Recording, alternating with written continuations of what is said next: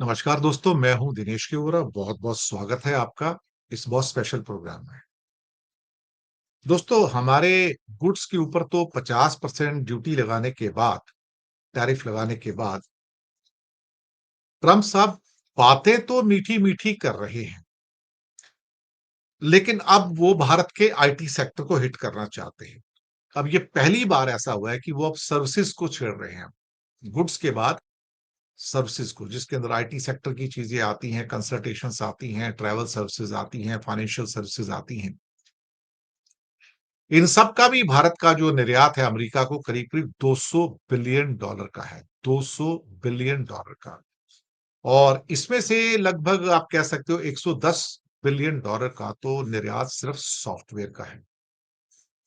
अब आप सोच सकते हो कि सबसे बड़ी जो हमारी सॉफ्टवेयर की मार्केट है, ऑलमोस्ट 70-80% हमारा सॉफ्टवेयर सिर्फ अमेरिका को जाता है। तो लोग कहते हैं कि हम अमेरिका पे इतने डिपेंडेंट क्यों हैं? डिपेंडेंट इसलिए है कि भाई अमेरिका के पास ही वो सब टेक्नोलॉजी का बड़ा मैग्निफिसेंट 7 कंपनीज हैं। और इसके अलावा और भी कंपनीज हैं जो बेसिकली $1 ट्रिलियन से ऊपर की वेल्थ वाली कंपनी है, तो वो बिजनेस क्रिएट करती है पूरी दुनिया में टेक्नोलॉजी का। तो उन्हीं को सब सॉफ्टवेयर चाहिए होते हैं, टेक्निकल स्किल्स चाहिए होती हैं। अब इसके ऊपर नजर, टेढ़ी नजर ट्रंप साहब की पड़ गई कि भैया इंडिया को हिट करना है तो इसको हिट करो। अब देखो कैसे हिट होते थे उसके बाद। सॉरी। यहां पर उन्होंने क्या किया कि इनडायरेक्ट हिट स्टार्ट किया। एक नया आ रहा है, हायर एक्ट। अब ये कांग्रेस में उनकी, यानी कि पार्लियामेंट में, उनकी पार्लियामेंट को कांग्रेस कहते हैं, उसके दोनों सदनों के अंदर, दोनों हाउसेस के अंदर ये बिल पेश किया जा रहा है। इसका नाम है HIRE Act of 2025। HIRE Act 2025 full form है the Halting International Relocation of Employment Act. The Halting International Relocation of Employment Act 2025। क्या है इसके अंदर जो हमें परेशान कर सकता है? हम उसके ऊपर नजर मारने की कोशिश करेंगे कि अल्टीमेटली ये भला क्या है। The Halting International Relocation of Employment Hire Act, a bill introduced in the US Senate in early September 2025, would significantly affect Indian IT jobs if it becomes law. Law तो बनेगा ही, क्योंकि पास तो हो ही जाएगा ये। क्योंकि दोनों सदनों के अंदर, दोनों हाउसेज में, upper house and lower house जो है, जिसको, जो लोअर हाउस जैसे इंडिया में लोकसभा है तो वहां पे उसको हाउस ऑफ रिप्रेजेंटेटिव कहते हैं। तो जो इंडिया की राज्यसभा है, अपर हाउस है, उसको अमेरिका में सेनेट कहा जाता है। सेनेट के अंदर 100 मेंबर होते हैं, फिक्स है वो, उनको सेनेटर्स कहा जाता है। और ये जो हाउस ऑफ रिप्रेजेंटेटिव है, इसके अंदर अलग से जो चुने हुए मेंबर्स होते हैं वो होते हैं।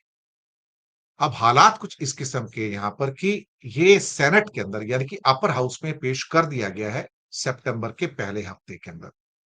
The proposed legislation seeks to discourage American companies from outsourcing work by imposing a 25% tax on the payments to foreign entities for services that benefit US consumers. इसका मतलब ये हुआ कि अमेरिका के अंदर अगर उन्हें कोई एक काम करवाना है, कोई भी काम करवाना है, कंसल्टेंसी का, सॉफ्टवेयर का, आईटी सर्विसेज का, जो भी हो सकता है, जिसको कि क्या कहते हैं कि इंफॉर्मेशन टेक्नोलॉजी इनेबल्ड सर्विसेज भी कहा जाता है, आईटीईएस भी कहा जाता है, आईटी सर्विसेज भी कहा जाता है, आईटीईएस भी कहा जाता है, कि इंफॉर्मेशन टेक्नोलॉजी इनेबल्ड सर्विसेज को भी कहा जाता है। अब यहां पर वो कहते हैं कि अगर तुम अपना जो काम अमेरिका का है और इसको तुम सपोज करो किसी बाहर के मुल्क के जो एक्सपर्ट्स हैं उनसे करवाते हो, क्योंकि काम करवाओ तो इंटरनेट के द्वारा तुरंत ट्रांसफर हो जाता है फाइल सारी की सारी, तो उसके ऊपर फिर हम 25% का टैक्स लगाएंगे। इसका मतलब है कि अगर आप अपने लिए कोई सॉफ्टवेयर बनवा रहे हो, कोई और कंसल्टेंसी ले रहे हो, या इंफॉर्मेशन टेक्नोलॉजी से रिलेटेड कोई और काम करवा रहे हो, और वो अमेरिका से आप नहीं करवा रहे हो, अमेरिका से बाहर करवा रहे हो, तो हम उसके ऊपर 25% का टैक्स लगाएंगे। जी हाँ। अब ये तो सीधा फायदा क्या है कि अमेरिका को होगा इसका, और हमारा नुकसान होगा, क्योंकि अगर अभी हमें 100 रुपए की चीज बेचते थे और हमको 100 रुपए मिलते थे अमेरिका से, अब उसके ऊपर 25% का टैक्स लग जाएगा, तो क्या होगा कि अमेरिका में उसकी कॉस्ट ज्यादा पड़ेगी। तो फिर क्या होगा? फिर वो अमेरिका की जो कंपनियां हैं, बड़ी बड़ी जो टेक्नोलॉजी कंपनियां, वो सोचेंगी भारत से काम क्यों करवाना यार, 100 रुपए की कीमत होती थी, अभी 125 की पड़ रही है, तो अच्छा होगा यहाँ पे करवा लो उससे। और वो ये भी कह रहे हैं कि अमेरिका की जो कंपनी है उनसे काम करवाओ, आप इंडियन कंपनी से काम मत करवाओ या उन कंपनियों से भी काम मत करवाओ जो अमेरिका की तो हैं लेकिन वो इंडिया में काम करती हैं। तो भी हम कहेंगे कि तुम इंडिया से आउटसोर्स कर रहे हो क्योंकि वहां पे भारतीय एम्प्लॉय काम करते हैं ना अल्टीमेटली।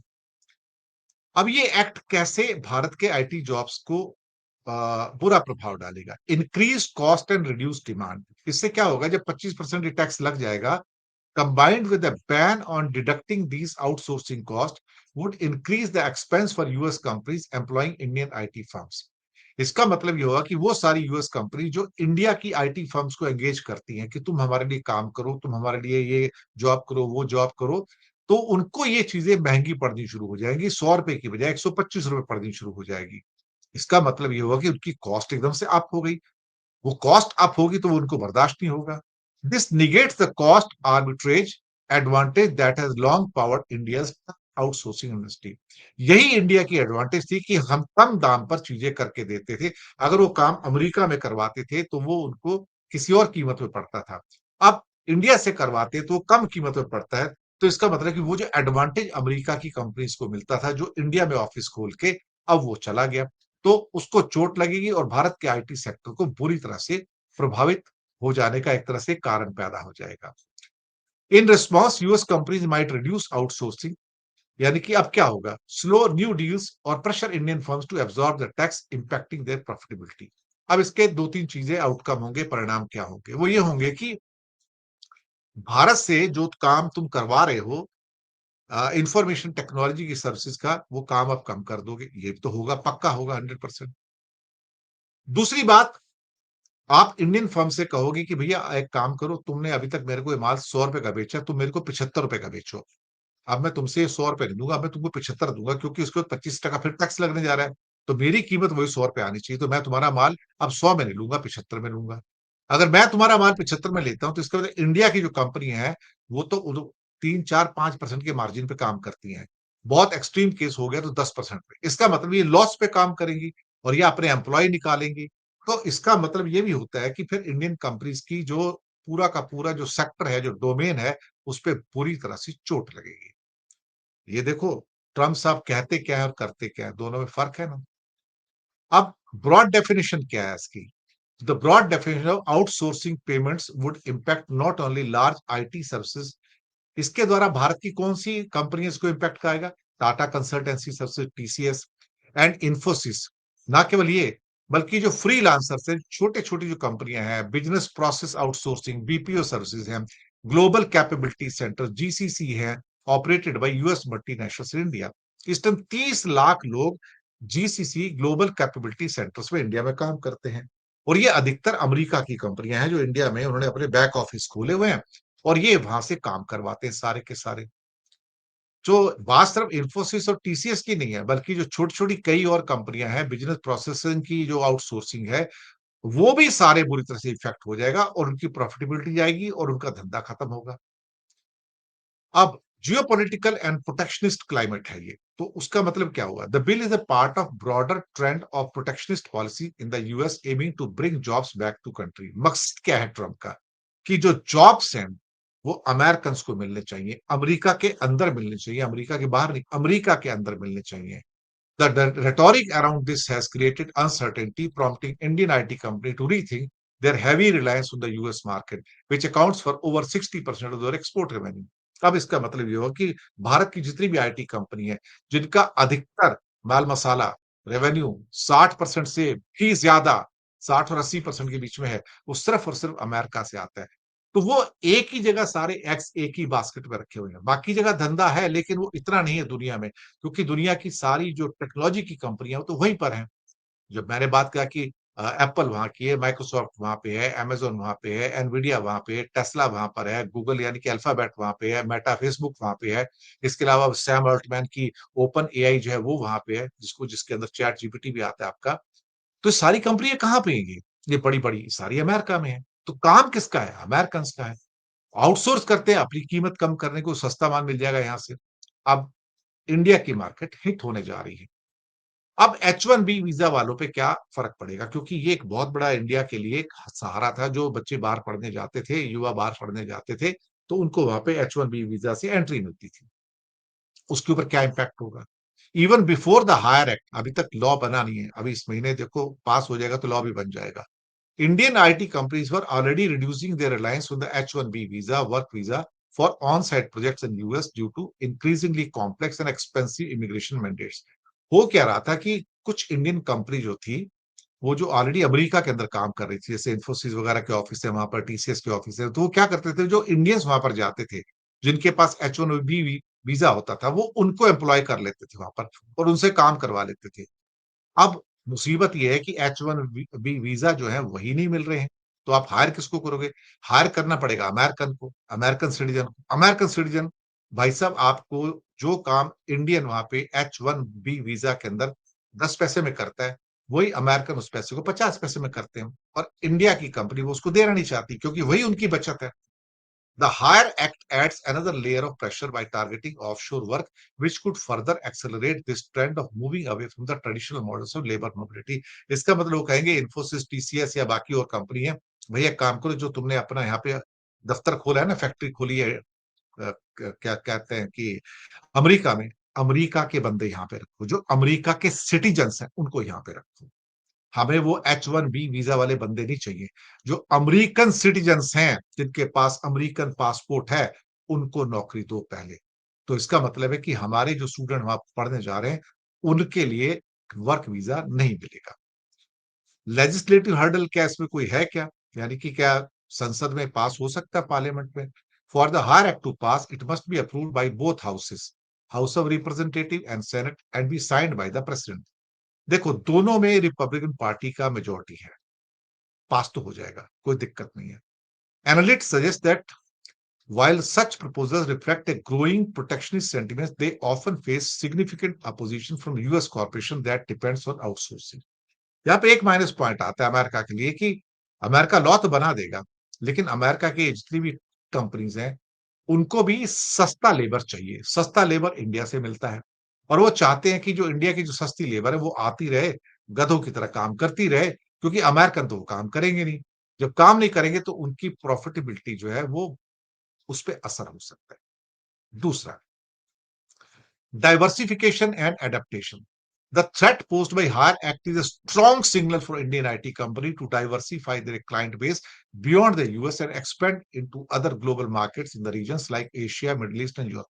यानी कि अब इनके ऊपर प्रेशर आया कि भैया सारे अंडे एक बास्केट में मत रखो, आप अपने जो नए धंधा पानी है एशिया में, मिडिल ईस्ट में, यूरोप पे खोजो, ताकि वहां भी तुम्हारा सॉफ्टवेयर और आईटी सर्विसेज बिक सके।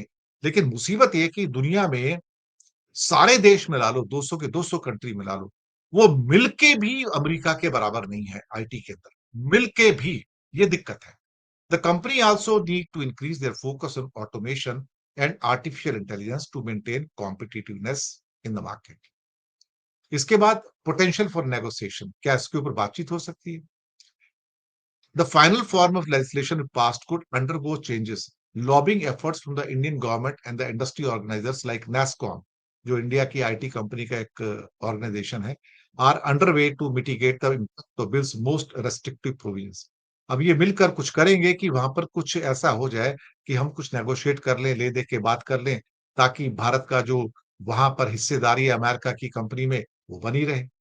लेकिन क्या ऐसा होगा? फिलहाल तो मुझे ऐसा होता भाई नजर आता नहीं है। नजर इसलिए नहीं आता कि ट्रंप साहब जब कोई चीज मन में ठान लेते हैं ना, फिर उसको छोड़ते नहीं है। और आपने देखा होगा कि पिछले एक हफ्ते के अंदर जो आईटी सर्विसेज के अंदर जो सारी की सारी चीजें निकल कर आ रही हैं, जो डर बैठा हुआ है, वो डर रियल है। ट्रंप एक साइड में इंडिया को केजोल कर रहे हैं कि हाँ हमारे साथ डील करेंगे, ये करेंगे, और दूसरी साइड से वो इंडिया को बड़ी चोट मारने की तैयारी में है। इसमें एक कड़ी चोट और होनी चाहिए कि इंडिया रशिया से तेल लेना बंद नहीं कर रहा है। क्यों बंद नहीं कर रहा है? उसके पीछे एक बहुत बड़ा कारण है कि अमेरिका ने अभी तक रशिया के तेल के ऊपर सैंक्शन नहीं लगाया है। गौर कीजिएगा, ईरान से तेल खरीदने पे सैंक्शन है, रशिया से तेल खरीदने में, गैस खरीदने में सैंक्शंस नहीं है। हाँ, उसके ऊपर कैपिंग की हुई है कि इस प्राइस से ऊपर आप नहीं बेच सकते, ताकि आपकी प्रॉफिटेबिलिटी कम हो जाए और आप उस पैसे को वॉर में ना लगा सकें। तो अमेरिका और यूरोप ने रशियन तेल और गैस पे अभी तक 3.5 साल के बाद भी सैंक्शन नहीं लगाया, सिर्फ प्राइस कैप लगाया है। अब वो कह रहे हैं कि हम इसके ऊपर सैंक्शन लगाएंगे जैसे हमने ईरान के ऊपर लगाया हुआ है। और इसके ऊपर अगर अब सैंक्शंस लगता है, जैसे ही सैंक्शन लगेगा रशियन ऑयल के ऊपर, वहां से इंडिया का तेल खरीदना बंद हो जाएगा। क्योंकि फिर अगर आप वहां से तेल खरीदते हो, जैसे कि इसके ऊपर आया है, नायरा एनर्जी पे आ गया, वो इंडायरेक्ट कंपनी पे सैंक्शन आया, लेकिन यहाँ पे पूरे रशिया पे सैंक्शन आएगा, वो इंडिया डरता है उससे। तो एक किस्म से कहा जाए तो ट्रम्प साहब इंडिया को बहुत हार्ड हिट कर रहे हैं। ट्रेड डील तो होने नहीं देंगे, लेकिन इंडिया को रशिया से तेल नहीं खरीदने देंगे, क्योंकि वो उसके ऊपर प्राइमरी सैंक्शंस लगाएंगे तेल ना खरीदने की। उसके आगे इंडिया मजबूर हो जाएगा और इंडिया तेल नहीं खरीद पाएगा, क्योंकि अगर आप उससे तेल खरीदते हो तो आप भी सैंक्शन में आ जाते हो, ऑटोमेटिकली सैंक्शन में आ जाते हैं। और आईटी सेक्टर को ऐसे मार रहे हैं। अब आप समझ गए कि ट्रंप कितने भारत के हितैषी हैं। वो छोड़ेगा नहीं, वो लगातार हिट करेगा। और ये आईटी एक्ट इसी महीने ही पास होने जा रहा है, सितंबर में, और हो सकता है अक्टूबर नवंबर से लागू भी हो जाए। तब क्या होगा, सोचिए। बहुत बहुत शुक्रिया आप सबका, आप हमारे साथ आए। चैनल को सब्सक्राइब कीजिएगा, हो सके तो छोटी छोटी आर्थिक मदद भी कर सकते हैं। नीचे हमने आपके लिए यूपीआई नंबर और साथ में बैंक अकाउंट नंबर दिए। किसी को चुनकर छोटी सी मदद करेंगे तो अच्छी पत्रकारिता को बचाने में आप हमारे सहयोगी भी बनेंगे। धन्यवाद आपका।